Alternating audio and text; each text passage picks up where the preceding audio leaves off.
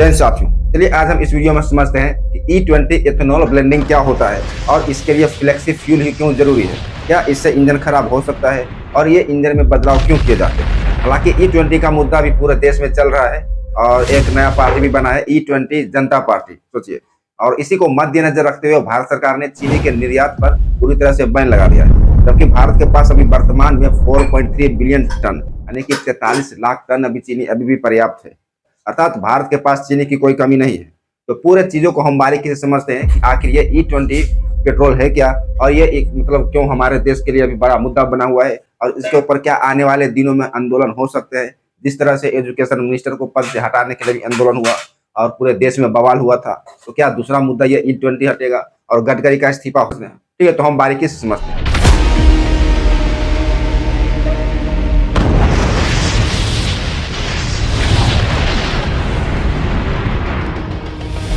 देखिए, सबसे पहले तो ये समझिए कि एथेनॉल होता क्या है। ठीक है, एथेनॉल ब्लेंडिंग क्या है, इसका मतलब क्या है।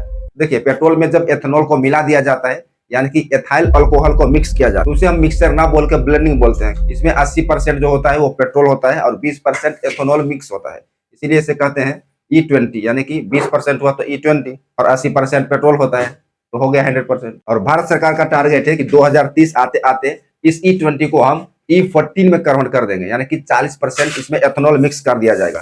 सोचिए, देखिए, एथेनॉल मिलाने की क्रिया को एथेनॉल ब्लेंडिंग कहते हैं।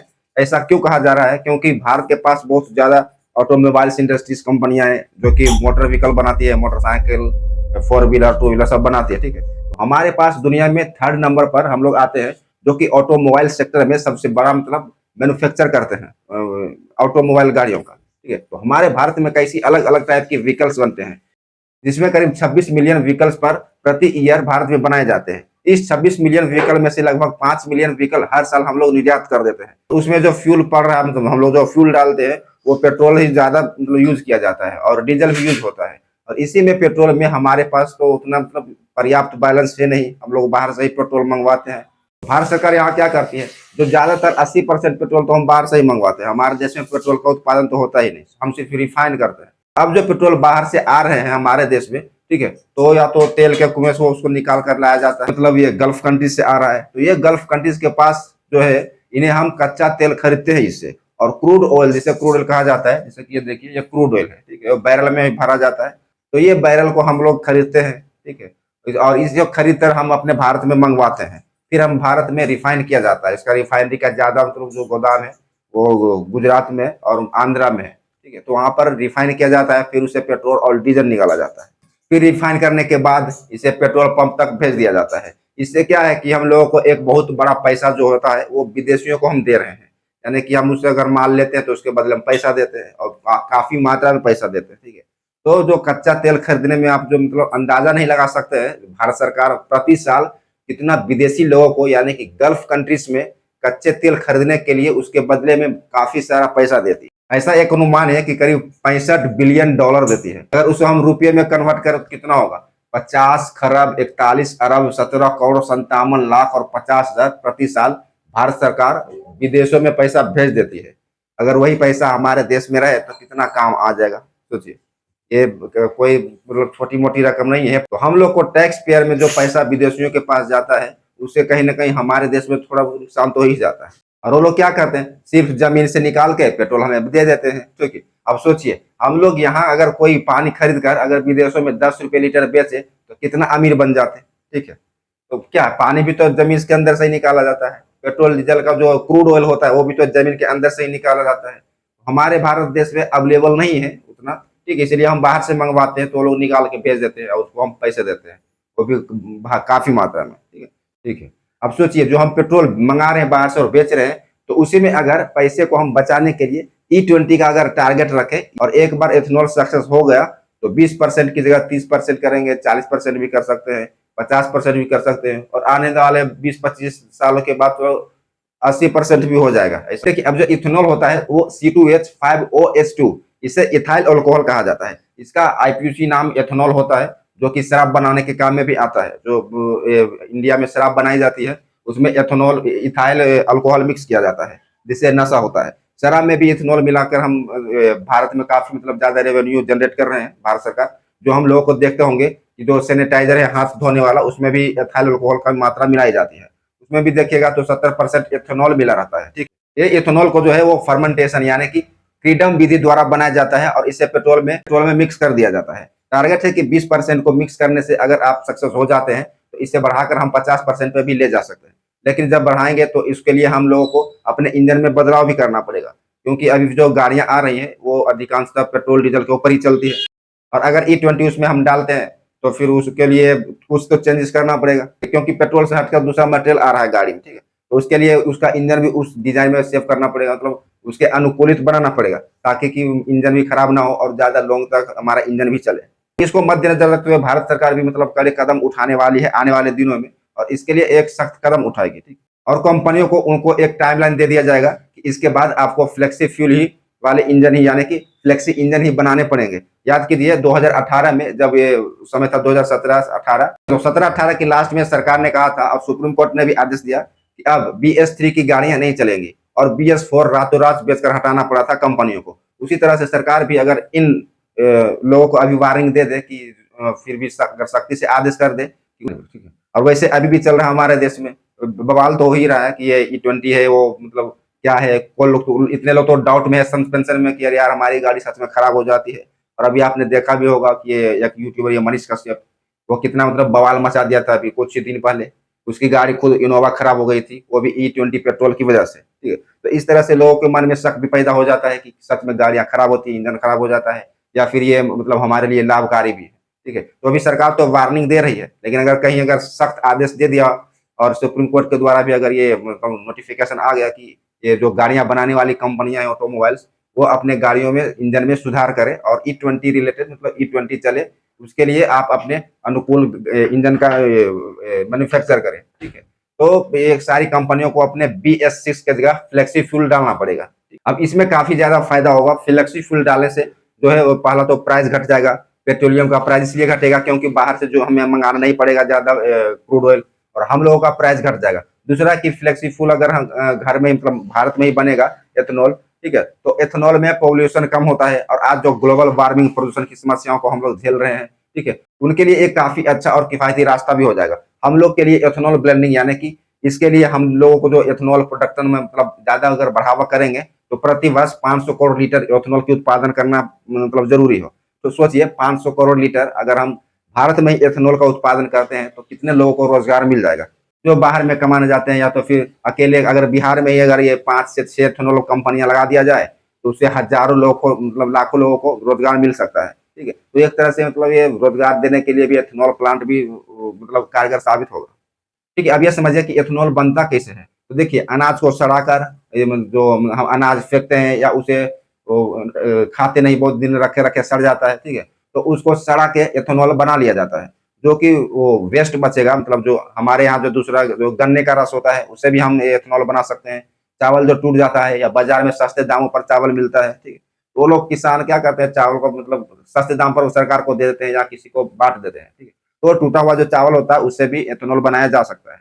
कभी कभी सरकार भी खरीद लेती है, ज्यादा मात्रा में खरीद लेगी तो सरकार भी सड़ा कर उसको फिर उसे एथेनॉल बना सकती है। इसके अलावा गन्ने से भी एथेनॉल बनाया जाता है। अगर सोचिए अगर गन्ना शिफ्ट हो जाएगा एथेनॉल प्लांट में, और जैसे जैसे गन्ना ज्यादा एथेनॉल प्लांट में मतलब मांग बढ़ेगा, ठीक है, उस तरह से हमारे देश में चीनी की कमी आती जाएगी, क्योंकि जितना भी गन्ना उत्पादन होगा सब चला जाएगा एथेनॉल प्लांट में, तो फिर चीनी बनेगा कहाँ भैया। चीनी तो भी तो गन्ना से ही बनता है, उसका रस से। ठीक है, तो इस तरह से चीनी का भी बैलेंस सरकार को रखना पड़ेगा, क्योंकि चीनी हमारे देश में बहुत ज्यादा खपत होता है। मिठाइयाँ बनती है, चाय बनाते हैं और अन्य अन्य कार्यों में उपयोग किया जाता है चीनी का।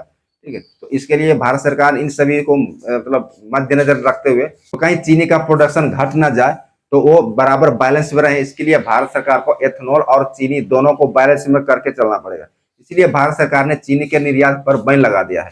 कहा है कि चीनी बेचेंगे ही नहीं, क्योंकि फिलहाल जो चीनी है उसी को हम लोग स्टॉक करके रखे हैं, ताकि आने वाले दिनों में जो सीजन होता है गन्ना जब उत्पादन होता है गन्ना का सीजन में, तो गन्ना निकलेगा उसमें हम ज्यादातर गन्ने को एथेनॉल प्लांट में भेज देंगे। ठीक, देखिए यहाँ पर एक सबसे बड़ा विवाद जो अभी चल रहा है E20 के ऊपर, वो है केंद्रीय मंत्री नितिन गडकरी के बेटों की कंपनियों के नाम पर। यहाँ आप देख सकते हैं, ये है सियान एग्रो इंडस्ट्रीज और मानस एग्रो इंडस्ट्रीज। ठीक है, ये दो इंडस्ट्रीज हैं, सबसे बड़े एथेनॉल कंपनियां, ठीक है। ये जो सियान एग्रो इंडस्ट्रीज हैं, वो इस कंपनी के कमान मतलब वो उसका सबसे बड़ा बेटा जो है निखिल गडकरी, वो संभालता है।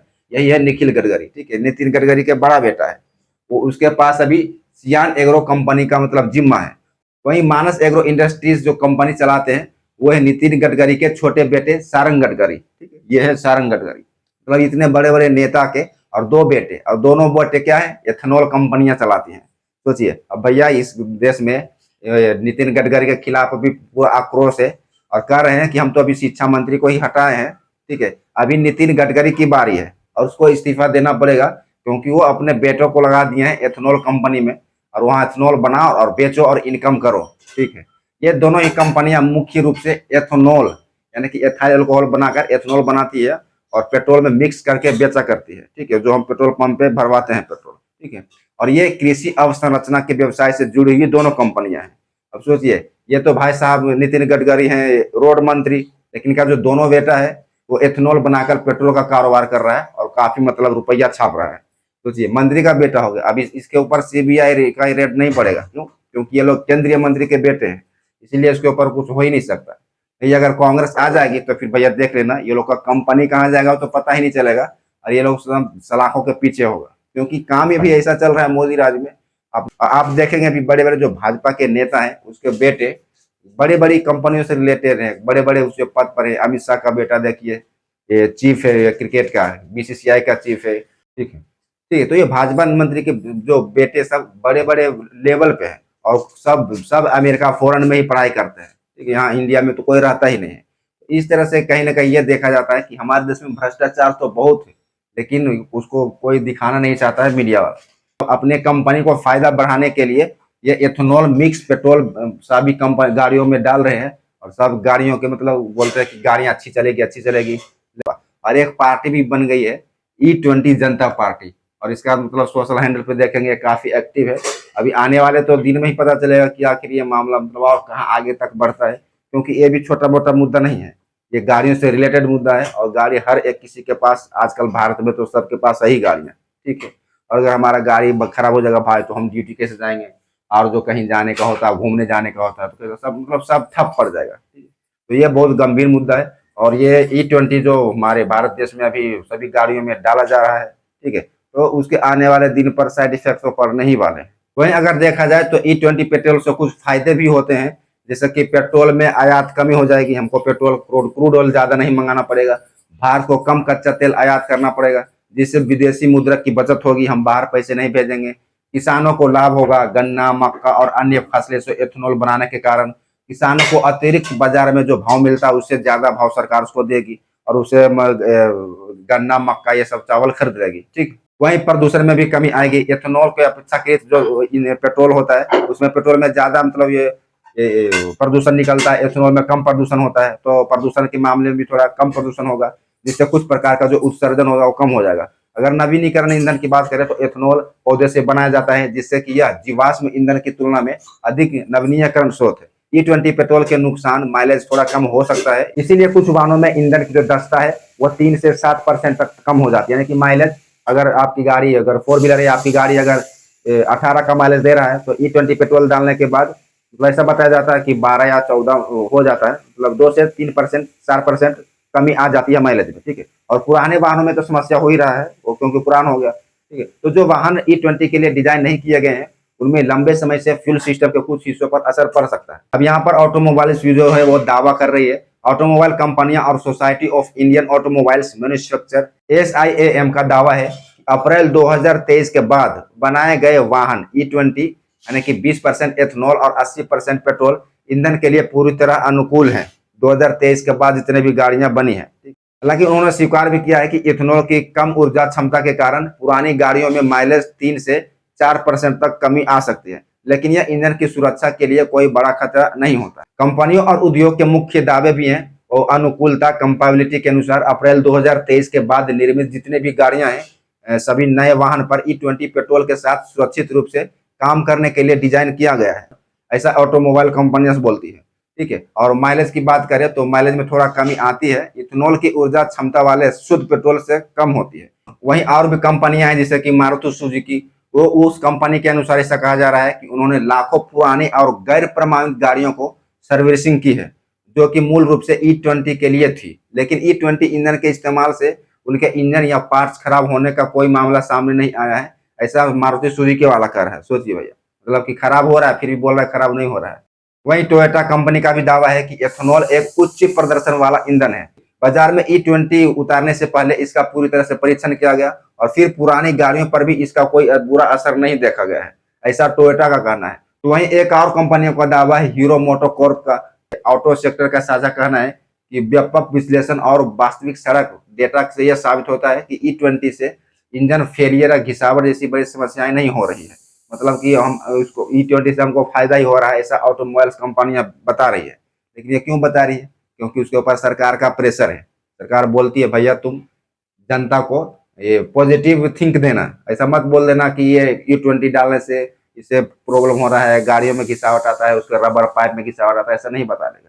ठीक है, तो वो लोग भी बेचारा डरे हुए हैं। तो सरकार उसके ऊपर पेनाल्टी, CBI, ED सब लगा देगा, तो बस हो जाएगा, फट के रह जाएगी।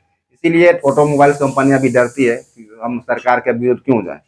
ठीक है, तो आई होप आपको समझ में आ गया हो कि E20 क्या है और ये पेट्रोल में मिक्स करने से क्या होता है, क्या फायदा है, क्या नुकसान है, वो भी बता दिया। और आने वाले दिनों में नितिन गडकरी के खिलाफ पूरे देश में हंगामा होगा, ये भी आपको भी बता दिया। उनके दोनों बेटे क्या करते हैं, ये भी बता दिया। ठीक है, आपको क्या लगता है कि ये हमारी गाड़ियों के लिए मतलब ये उपयोगी है या नहीं? क्या इससे माइलेज कम होता है? अगर कमेंट कुछ बोलना चाहते हैं तो बोलिए, ठीक है, उसका हम रिप्लाई जरूर करेंगे। ठीक है, आज के लिए बस इतना ही, मिलते हैं नेक्स्ट वीडियो में। धन्यवाद, जय।